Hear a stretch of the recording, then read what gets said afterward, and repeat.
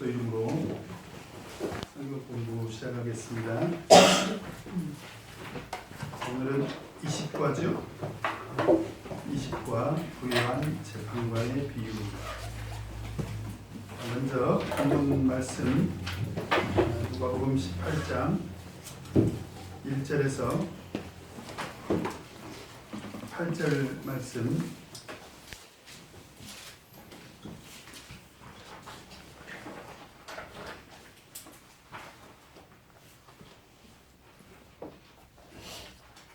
누가복음 18장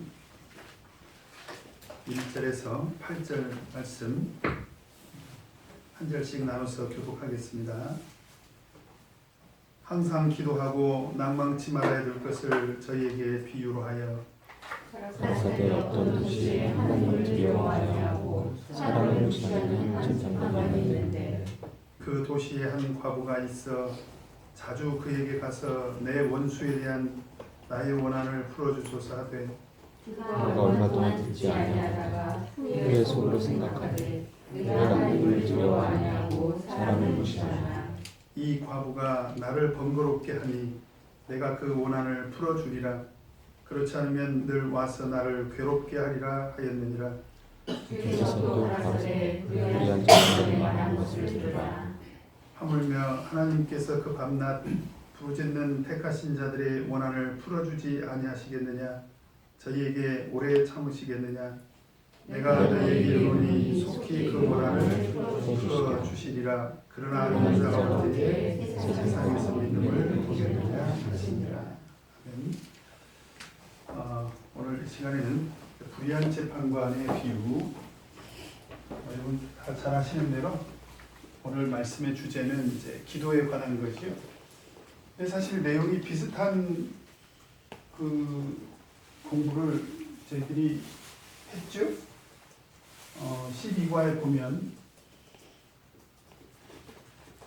12과 제목이 뭐죠? 밤중에 찾아온 벗의 비유. 그렇죠. 그래서 그 벗이 자기 벗에게 찾아가 가지고 떡을 구하지 않습니까? 근데 그 벗이 찾아와서 여행 중에 찾아와서 떡을 접대하려고 했는데 접대할 떡이 없으니까 또 그 친구에게, 그래서 벗이 3명이 나오죠. 이렇게. 그렇죠. 근데 결론을 어떻게 내렸냐면 친구 때문에는 거절할지라도, 그렇죠?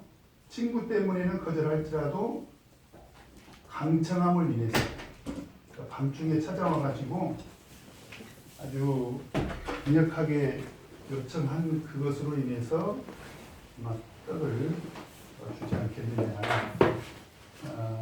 그래서 우리가 하나님 앞에 구할 때는 끈질기 그리고 강력한 이제 그런 기도를 해야 된다. 오늘 말씀도 이제 불의한 재판관일지라도 그 과부가 열심히 찾아가서 구하니까 그 불의한 재판관이 들어주지 않느냐, 그런 말씀인데, 그래서 주제는 동일하고요.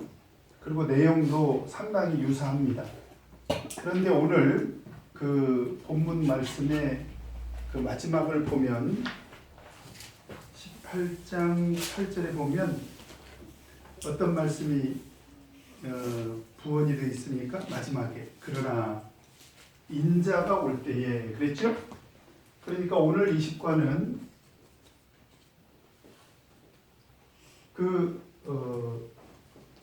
동일하게 끈질긴 기도. 오늘 또 사실은 끈질긴 기도가 주제인데, 그죠? 동일하죠? 동일한데 20과에서는 인자가 올 때에, 인자가 올 때는 언제입니까? 그렇죠. 종말을 말하는 거죠. 그래서 보통 이럴 때는 우리가 종말론적인 교훈이다. 그러니까 12과에서는 일반적인 기도의 원리를 이야기했다면, 그렇죠? 20과에서는 인자가 올 때에 세상에서 믿음을 보겠느냐. 그래서 종말론적인 그런 교훈. 그러니까 종말의 때가 다가올수록 끈질긴 기도의 필요성이 더 간절해진다라고 하는 것을 오늘 예수님께서 비유로 말씀을 하신 것입니다. 근데 사실은 이제 이것은 주제면에서 유사한 것이고요. 우리가 18과에서 제목이 비슷한 공부를 하나 했어요. 그죠? 뭘 공부했죠? 불의한 뭐죠? 청지기. 이 불의한 청지기는 주인과의 관계에서 어떻게 했습니까? 불의를 행했지만 한편에서 어떻게 했어요? 지혜롭게 일을 했잖아요. 그죠? 그래서 불의한 청지기는 불의를 행했지만 지혜롭게 한 것으로 인해서, 그렇죠? 지혜롭게 한 것으로 인해서 칭찬을 받고, 그 지혜를 놓고 예수님께서 어떻게 비교를 하셨습니까? 2세대 아들들이, 이 불의한 재판관은 바로 2세대의 아들들이, 2세대의 아들들이 마치 누구보다, 빛의 아들들보다 더 지혜롭더라. 이렇게 비교를 했죠. 그렇죠? 근데 오늘 구성을 보면, 오늘 구성도 누가 등장합니까? 불의한 재판관이 등장을 합니다.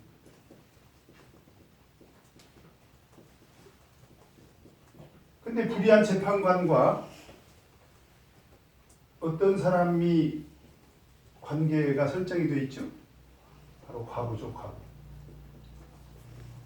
마치 불의한 청지기가 과부의 위치에 해당이 되고, 이 주인이 불의한 재판관에 해당이 되는 거죠, 사실은. 그죠? 그래서 불의한 재판관도 과부가 와서 이렇게 때를 쓰니까 들어주지 않더냐.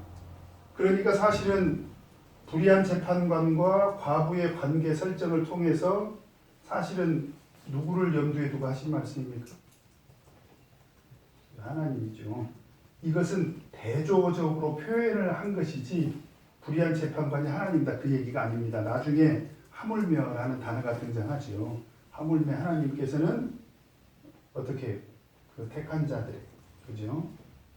택하신 하나님의 자녀들을 말하는 것이요.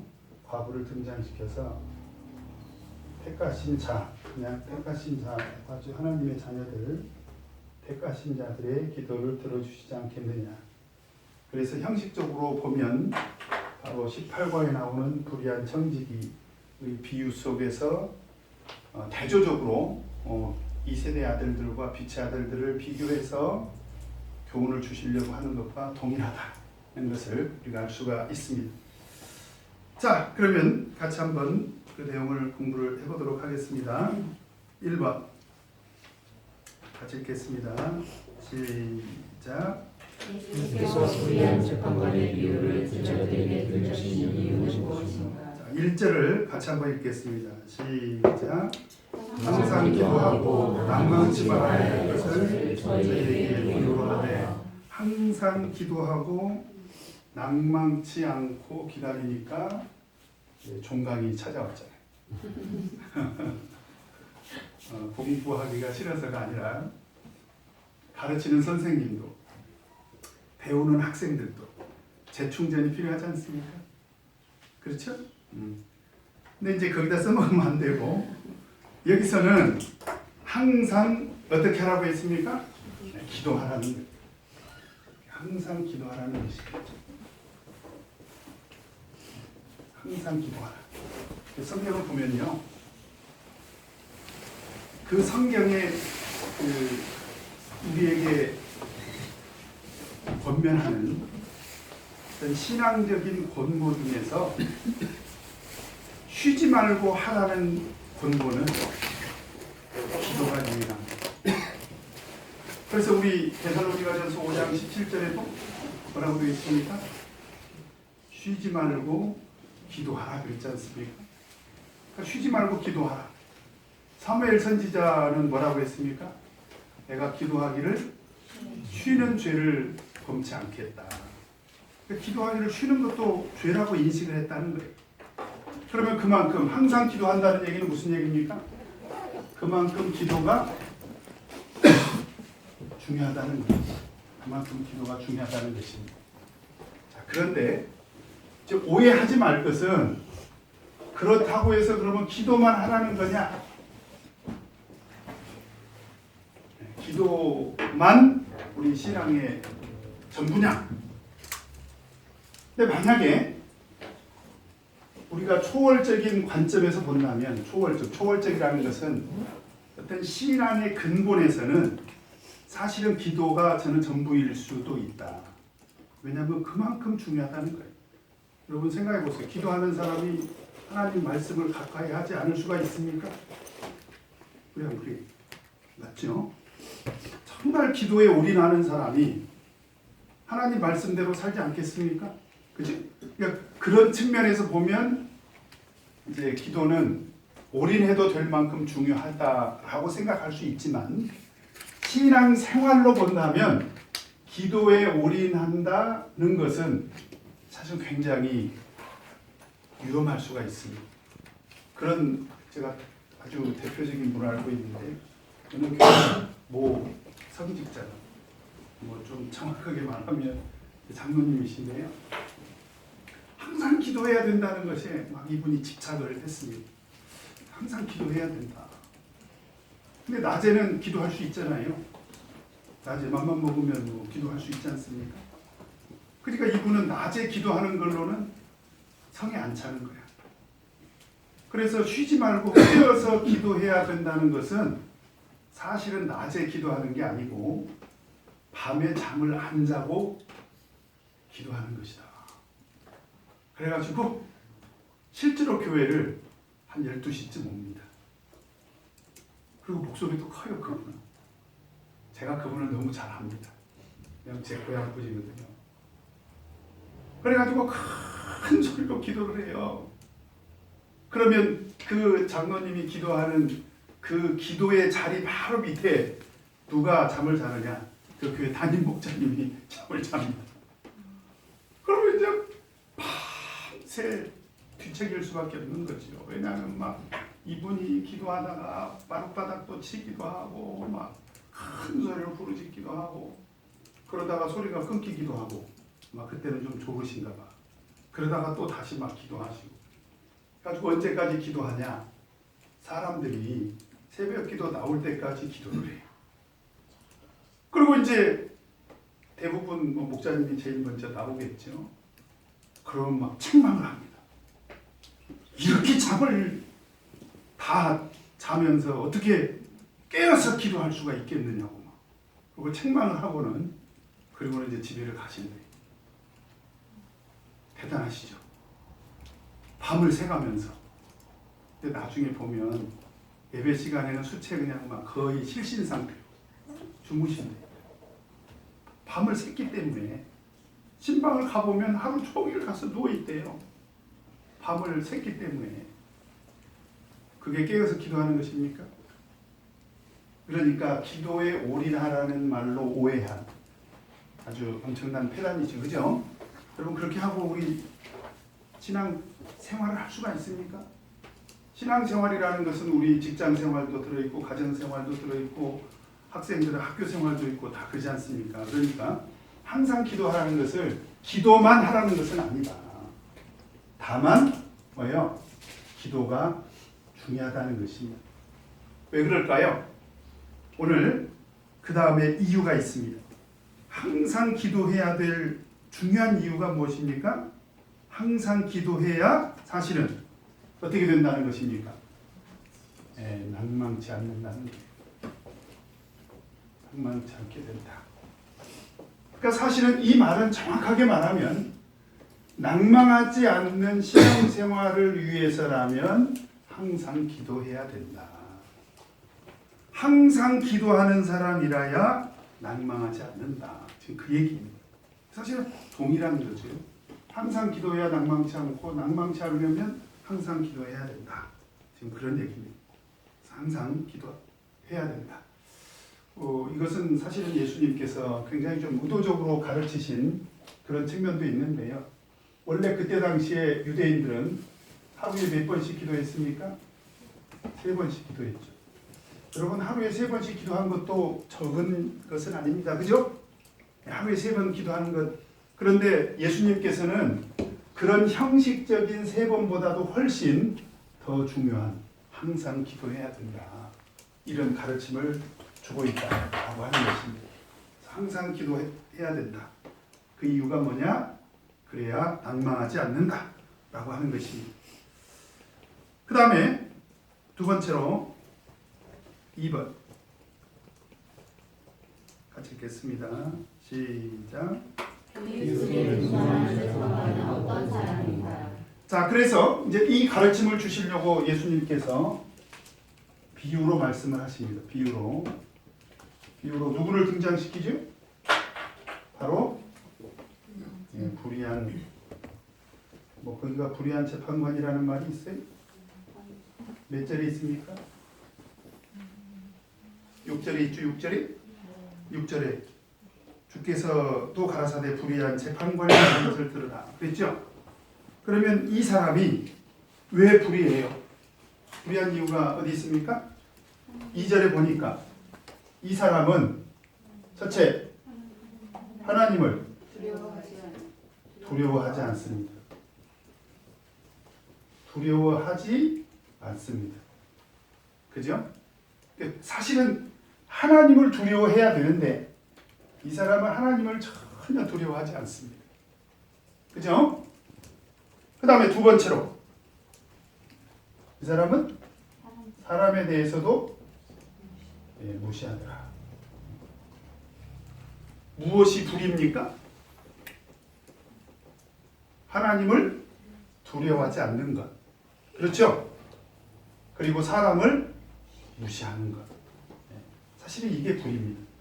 우리가 생각할 때는 강도짓하고 살인하고 도적질하고 거짓말하고 그 다음에 다투고 싸우고 다 불이죠. 근데 사실은 그런 모든 것들이 어디서 나오냐면 하나님을 두려워하지 않는 데서 나오는 거예요.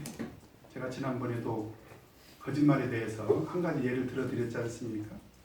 우리는 불현듯 충동적으로 본능적으로 거짓말 안 할 수가 없다는 그런 어떤 잠재적인 본능을 가지고 있는데 사실 이게 대표적으로 하나님을 두려워하지 않기 때문에 생긴 본능입니다. 그래서 제가 그때 어떤 말씀 드렸습니까? 우리는 날마다 회개해야 된다. 우리 계시록에 보면 거짓말을 좋아하며 지어내기를 좋아하는 자들마다 어떻게 된다고 그랬어요? 다 불과 유황으로 타는 불못에 던지우게 된다고 했지 않습니까? 그러니까 그런 사실을 안다면 우리는 정말 하나님을 두려워해야 돼요. 그래서 우리가 성경을 볼 때 우리의 목적이 사실은 구원이지만 요한복음 5장 39절에 보면 너희가 성경에서 영생을 얻는 줄 생각하고 이 성경을 상고하거니와 성경은 우리가 구원을 얻기 위해서 보는 것이지만 사실은 이 구원은 누구를 통해서 우리가 구원을 발견할 수 있습니까? 예수 그리스도. 이 성경이 곧 내게 대해서 증거하는 것이다. 그랬잖아요. 그러면 예수 그리스도의 십자가로 말미암아 구원을 얻을 사람들은 어떤 사람들이냐 이 말이죠. 성경 속에 있는 하나님의 의, 다시 말하면 거룩을 발견하고, 그렇죠? 성경 속에 있는 의와 거룩을 발견해야 예수 그리스도의 십자가를 만날 수가 있습니다. 만약에 하나님의 의에 대한 열망이 없이 십자가를 만나면 어떤 신앙생활을 하게 되냐면 아주 지극히 이성적이고 논리적이고 학습된 신앙을 갖게 돼요. 그래서 십자가의 의미를 굉장히 멋있게 설명을 해요. 근데 자기의 죄인됨에 대한 고백이 빠져버립니다. 자기 죄인됨에 대한 고백이 빠진 신앙은 근본적으로 하나님의 은혜를 누릴 그런 자격이 없어요. 그래서 우리는 근본적으로 하나님의 의와 거룩을 추구해야 되기 때문에 하나님의 의 앞에서 우리는 어떤 자세를 가져야 되겠습니까? 두려워해야 돼요. 우리는 두려워해야 됩니다. 그래야 예수님의 십자가를 만날 수가 있는 것이요. 근데 이 재판관은 그렇지 않다는 거예요. 하나님을 두려워하지 않고 사람을 무시하는 그런 사람이었습니다. 제가 참 목회했던 그 교회 퇴임하신 교감 선생님 한 분을 알고 있는데요. 이분이 이제 교감 선생님으로 근무하는 중에 제자인 우리 참예수교회 선생님을 통해서 이제 전도가 됐어요. 전도가 돼가지고 굉장히 막 행복해하면서 이제 이렇게 신앙생활을 하시는데 어느 날 학교에서 연수회를 갔대요. 근데 그때 당시에 무슨 일이 있었냐면 65세인 정년이 이제 62세로 누구 때죠? 김대중 대통령 때인가요? 65세 정년이 62세로 이제 이렇게 낮춰졌지 않습니까? 그 부분에 대해서 선생님들이 항상 불만스러워했나 봐요. 그래가지고 이제 연수를 가면은 어떻게 하면 다시 원상 복귀할 것인가, 62세인 정년을 65세로 늘릴 것인가를 항상 연구를 했대요. 그래가지고 이제 그날도 선생님들이 어떻게 하면 우리 정년을 62세에서 65세로 다시 복귀시킬 것인가를 막 서로 이제 이야기를 하다가 마지막으로 교감 선생님은 한 말씀, 이 부분에 대해서 한 말씀 좀 해주셔야죠. 그러니까 교감 선생님이 일어나가지고 한다는 말씀이, 저는 정년에 대해서는 전혀 관심이 없습니다. 찬물을 끼얹어버린 거죠. 저는 2000 몇 년도 몇월 며칠 날 참예수 교회에서 예수 그리스도 이름으로 침례를 받고 하나님의 백성이 됐습니다. 여러분들도 참예수교회 와서 예수 그리스도 이름으로 세례를 받고 나같이 행복하게 신앙생활 하시기 바랍니다. 이렇게 얘기했다는 거예요. 그래서 그 간증을 사실은 제가 다른 교회에서 목회할 때 듣고 제가 이제 발령을 받고 가니까 그 교회 와서 신앙생활 하고 계시더라고요. 근데 그분이 참예수교회 홈페이지에 뭐라고 자기를 소개를 했냐면, 하나님을 두려워하고 사람을 사랑하는 늙은이, 이렇게 써놓은 거예요.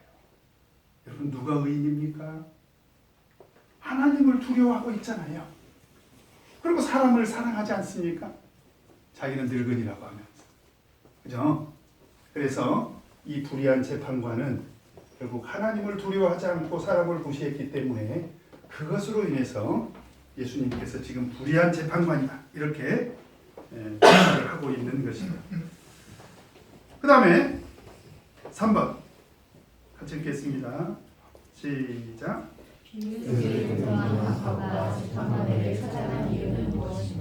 자, 3절에 보면 이제 그 도시에 한 과부가 등장을 합니다.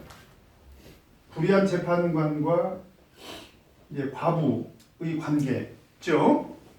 근데 여러분, 뭐 지금도 마찬가지입니다만은 성경 속에서 이 과부는 어떤 위치에 있습니까? 우리가 보통 요즘 사회에서 이런 사람들을 뭐라고 그래요? 사회적 약자라고 그러죠. 왜 그렇습니까?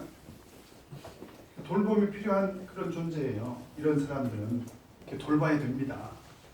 그래서 뭐 시간 관계상 찾지 않겠습니다. 신명기 14장 29절이나 신명기 16장 11절이나 야고보서 1장 27절을 보면 그때 당시에 대표적인 사회적인 약자인 고아, 과부, 나그네들을 어떻게 돌볼 것인지를 성경은 지속적으로 강조를 하고 있습니다. 그러니까 이 재판관이 의롭든지 불의하든지를 떠나서 이 과부에게는 사회적인 약자로서 돌봄을 받을 수 있는 그런 권리가 있었다는 거예요. 그런데 애석하게도 이 과부에게는 어떤 일이 발생을 했습니까? 원수에 대한 원한이 생겼습니다.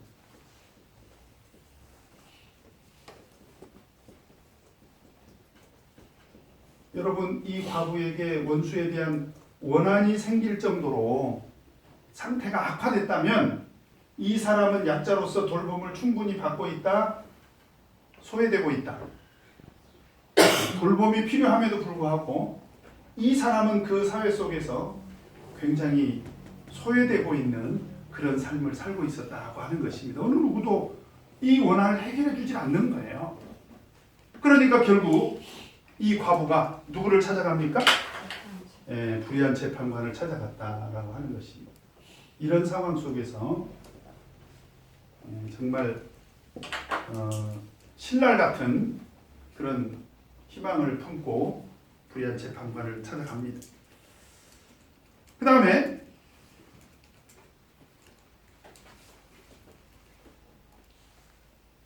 근데 찾아갈 때 어떻게 찾아가요?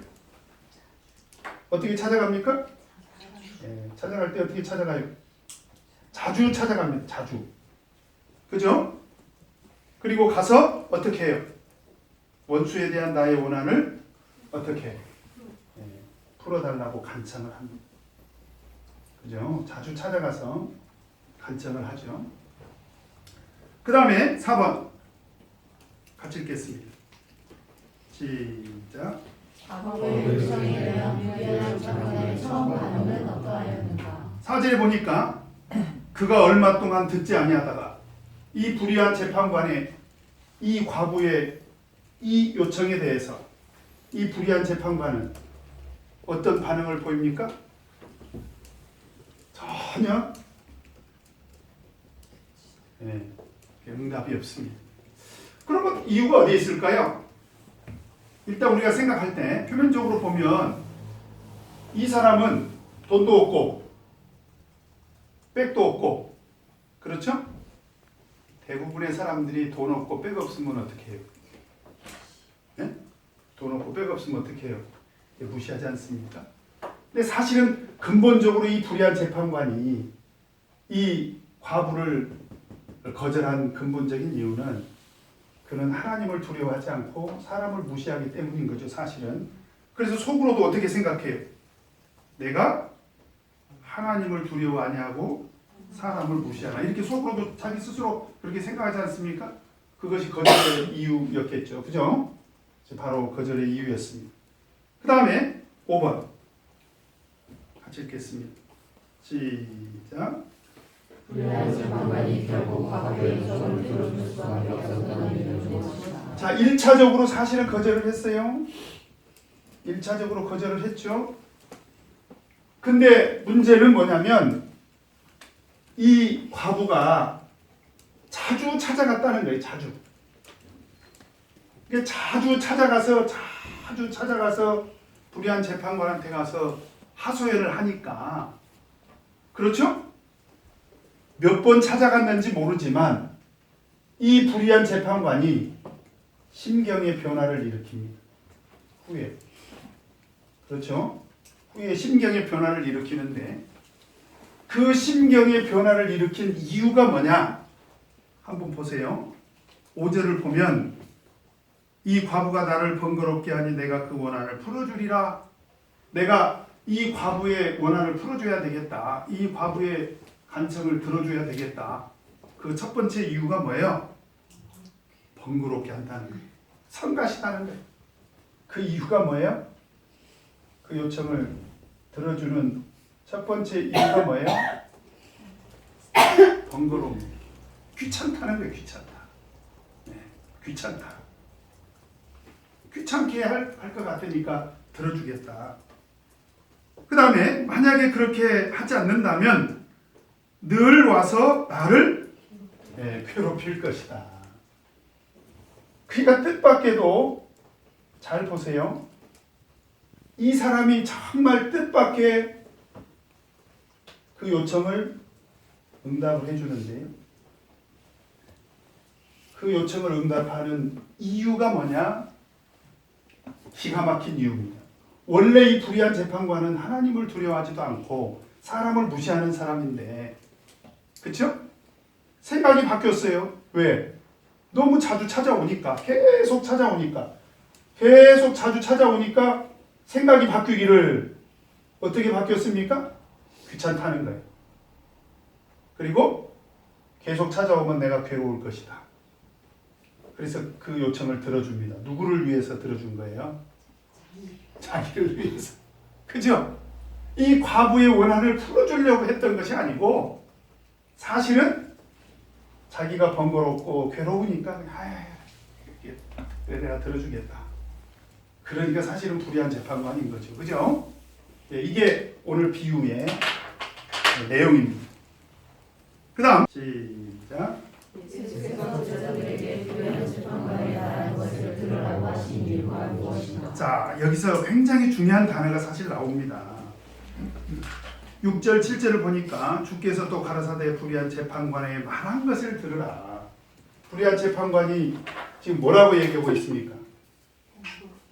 내가 번거롭고 괴롭다. 아주 인정머리 없는 그런 말이죠. 그죠? 우리 교회 성도님들이 저한테 목사님 우리 집에 와서 환자가 있는데 좀 와서 기도해 주세요. 우리 시아버님이 수술을 했어요. 목사님 와서 기도해 주세요. 싫은데요? 저 바쁜데요. 저 못 가거든요. 아 목사님 뭐 계속 문자 보내고 카톡 보내고 전화 오고 심지어 찾아오고 노강시 와서만 문 두드리고 그러니까 제가 문을 팍팍 열고 나오면서 아이 알았어 정말로 귀찮아 죽겠네. 내가 가서 기도해 줄게. 만약에 그런 목자가 있다면 그런 목자는 어떤 목자입니까?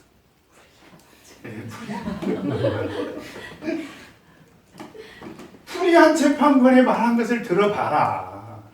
세상에 이런 사람이 어디 있냐는 거예요. 근데 그 이야기를 한 것은 뭐냐면 아주 예수님께서 극적인 대조, 이건 대조입니다. 대조. 극적인 대조를 위해서 하신 말씀입니다. 하물며 그랬습니다. 저는 우리 유지연 자매님이 목사님이 그럴 리가요 그럴 줄 알았더니 기다렸다는 것이 불의한 거죠. 우리 목자님은 그럴 리가 없습니다. 사실은 그랬으면 좋았는데 그래야 이게 말이 되는데 하물며 그죠? 하물며 이런 사람도 귀찮으니까 들어주는데 그 얘기입니다. 하물며 왜 이 얘기를 했습니까?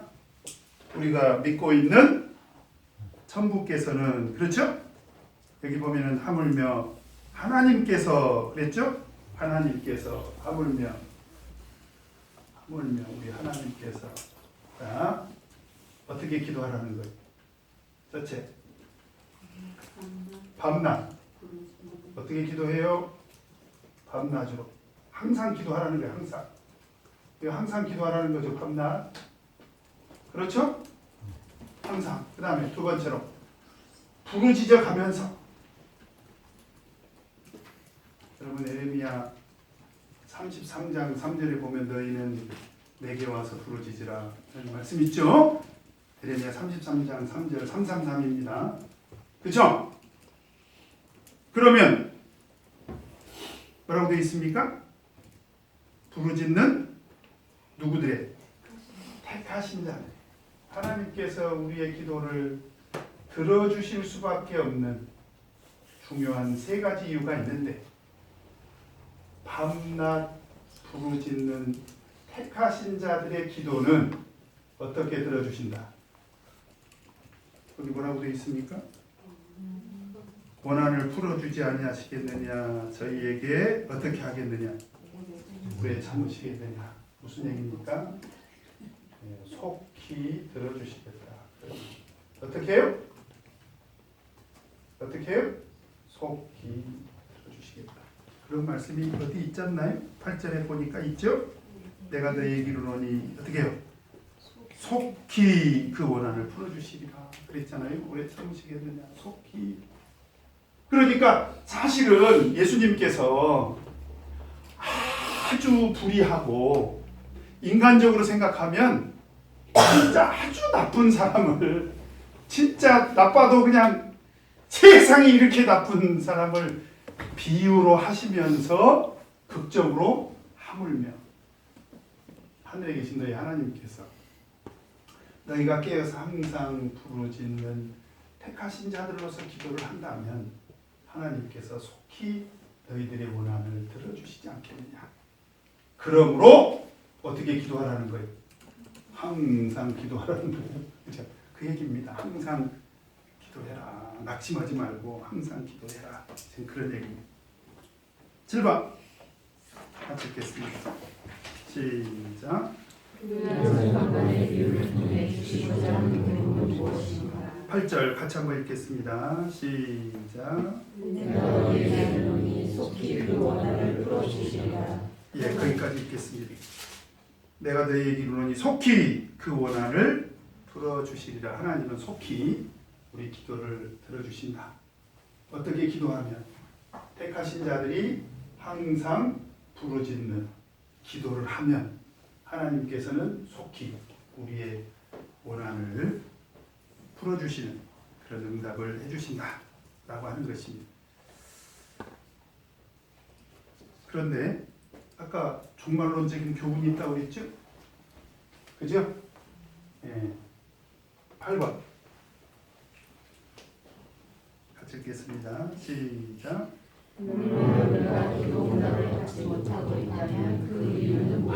근데 오늘 말씀의 끝이 아주 우리 마음을 좀 먹먹하게 합니다. 그러나 그랬죠? 그러나 인자가 올 때에 종말의 때가 되면 그 얘기죠. 세상에서 무엇을 보겠느냐? 믿음을 보겠느냐? 그런 믿음을 찾기가 어려울 것이다. 이게 무슨 말일까요? 일단은 여러분 지금 그 우리나라의 소위 아주 대표적인 드러나게 활동하고 있는 이단이 지금 신천지하고 그 다음에 어디가 있죠? 하나님의 교회가 있습니다. 근데 이 하나님의 교회 그 총회장이라는 분이 주모사인데요. 제가 도대체 이 교회는 어떻게 가르침이 어떤 가르침을 주나 하고 딱 한 편 사실은 설교를 들었는데 이제 물론 책으로는 뭐 하나님의 교회 그 안상홍을 하나님으로 섬기고 있고 지금은 그 안상홍의 부인 어머니 하나님을 이렇게 섬기고 있지 않습니까? 그래서 이제 목사님들끼리 책은 다 정리를 해서 이제 교리 비교는 다 해놨는데 도대체 설교 때는 어떤 가르침을 주는가 했더니 마침 누가복음 요 18장을 가르치더라고요. 그러면서 누가복음 18장 8절을 어떻게 해석하냐면 그러나 인자가 올 때에 그 인자가 누구냐? 안상홍 하나님이라는 거야. 그래서 안상홍 하나님이 세상에 올 때에 세상 사람들이 믿겠느냐? 예수님께서 예언하셨다는 거예요. 그래서 제가 그날 그 설교를 듣다가 좀 외람되지만 많이 웃었습니다. 아니 세상에 어떻게 하나님 말씀을 이렇게까지 비약을 할까? 오늘 예수님께서 누가복음 18장에 이 비유를 말씀하신 것은 사실은 불의한 재판관도 자주 찾아가서 간청하면 귀찮아서라도 들어주지 않냐? 그러므로 하나님의 택하신 자들이라면 밤낮 가서 부르짖어야 될 거 아니냐? 밤낮 가서 부르짖는 그런 믿음만 있다면 하나님께서 속히 들어주시지 않겠느냐? 그런데 걱정이 된다 이거예요. 예수님께서 그 말씀을 하시면서 그런데 걱정이 된다. 종말의 때가 되면 사람들이 그런 낭망치 않고 항상 기도하는 믿음이 있을지 걱정된다. 지금 그 말씀이거든요. 뭐가 맞아요? 뭐가 맞아요? 이게 맞죠? 그래서 여기서 말하는 믿음은 낭망치 않는 기도의 신앙을 말하는 것입니다. 낭망치 않는 기도의 신앙.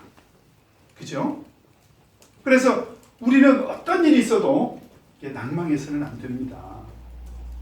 그러면 우리가 언제 낭망하죠? 솔직히 한번 얘기해 봅시다. 우리가 항상 기도는 하는데 언제 낭망해요? 항상 기도한다고 하면서도 낭망할 수 있잖아요. 언제 우리가 낭망하죠? 하나님께서 우리의 기도를 들어주시지 않기 때문에. 그렇죠? 근데 성경을 보면요, 하나님은 항상 기도하는 자의 기도를 들어주십니다. 근데 그 기도를 들어주시지 않는다면 그 이유가 어디에 있어요? 그런 믿음이 없거나. 그죠? 그래요, 안 그래요? 그다음 두 번째, 야고보서 1장 6절을 보면, 우리 한번 빨리 찾아보십시오. 야고보서 1장 6절을 보면,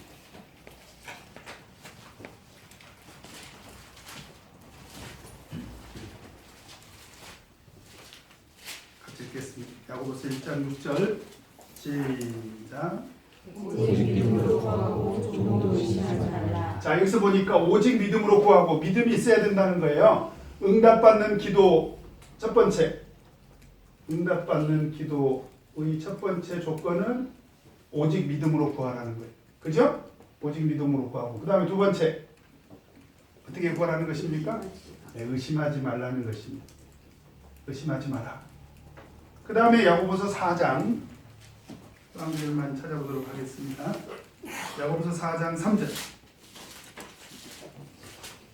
의심하지 말고, 그 다음에 세 번째, 야고보서 4장 3절 시작. 네, 정욕으로 쓰려고 잘못 구하면, 의심하면, 그죠?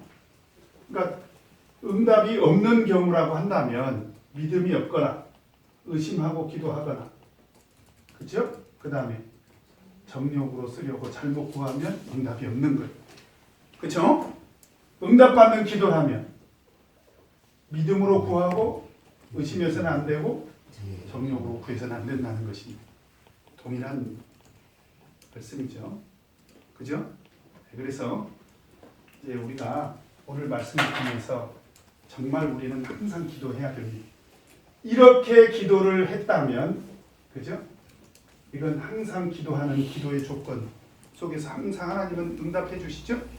어떻게 응답해 주실까요? 우리 대표적인 하나님의 응답의 결과 네 가지 다 잘 아시죠? 첫 번째, 어떻게 응답하십니까? 그래 알았다 하고 들어주시죠. 또는 바울 사도가 3번 기도할 때 하나님께서 들어주셨어요? 안 들어주셨어요? 안 들어주시면서 내 은혜가 내게 족하다, 이런 경우도 있잖아요. 그 다음에 세 번째로 어떻게 해요? 조금만 기다려라. 그죠? 조금만 기다려라. 그러면 하나님께서 들어주시는 경우도 있고, 그 다음에 어떻게 들어주십니까? 하나님의 길로.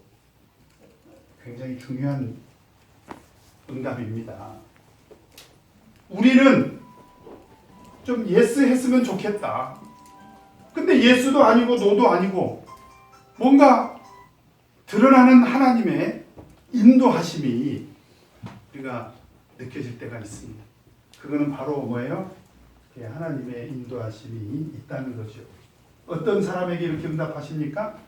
항상 기도하면 어떻게 기도해요?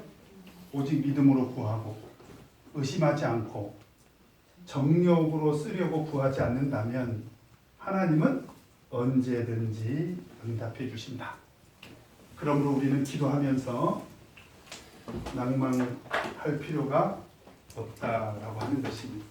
앞으로 낭만하지 않는 그런 기도 생활을 꼭 하시기를 바랍니다. 아시겠습니까? 자, 오늘 내 삶에 적용하기 다시 한번 읽어보도록 하겠습니다. 1번 읽겠습니다. 1번 시작. 예수께서는 항상 기도하고 마음으로 나아가셨습니다. 이는 기도의 습관을 끊임없이 유지하며 어떤 상황에서도 마귀에게 굴복하지 말아야 하는 것을 말씀하십니다. 나는 항상 기도하고 있는 습관을 유지하고 있습니다. 나는 어떤 상황 속에서도 마귀에게 굴복하지 않고 끝까지 기도하고 승리할 수 있는 삶의 태도가 준비되어 있습니다. 진짜 기도하는 사람은요, 진짜 기도하는 사람은 절대로 시험에 들지 않습니다. 왜냐하면 하나님의 인도하심을 믿기 때문에 기도하면서 확신을 가지고 기도할 수 있죠. 근데 예수님의 그 겟세마네 기도도 하나님의 뜻을 구한 거지, 예수님께서 이 잔을 내게서 지나가게 해달라는 기도는 사실은 응답된 것은 아니잖아요. 그렇지 않습니까? 그럴 때 우리가 어떻게 고백해야 됩니까? 하나님의 뜻대로 이루어지게 해달라, 이렇게 기도를 해야 됩니다. 그래서 어떤 경우에도 우리는 그 기도 때문에 낙심해서는 안 된다는 거예요. 그 다음에 두 번째로 2번 같이 읽겠습니다. 시작. 하나님께서는 감당하시는 작은 자들의 원한을 들어주시고 하셨습니다. 이는 우리의 정감보다도 더욱 인자하신 하나님께서 우리에게 들어주는 자녀의 기도를 받으시니 들어주시는 것과 오직 기도만 하는 하나님과 밀접한 관계를 유지시켜주는 가장 확실하고 이런 것입니다. 나는 하나님이 자비하심을 믿고 한 가지로 끊임없이 기도하시는 자들입니다.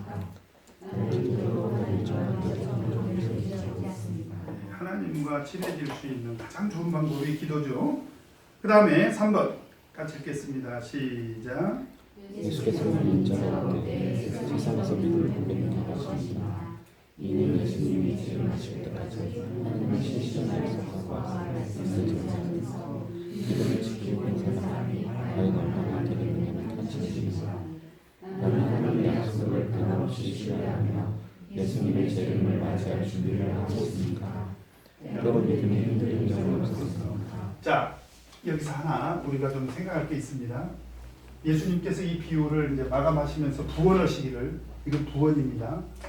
항상 기도해야 된다, 이런 말씀을 하신 것이 오늘 비유의 핵심 주제이지만 마지막으로 말을 하나 붙이면서 뭐라고 말씀을 하셨냐면, 그러나 인자가 올 때에 세상에서 믿음을 보겠느냐, 어떤 사실을 이야기하고 있는 거예요. 예수님이 오실 때쯤에는 낭망치 않고 항상 기도하는 사람이 적을 것이다.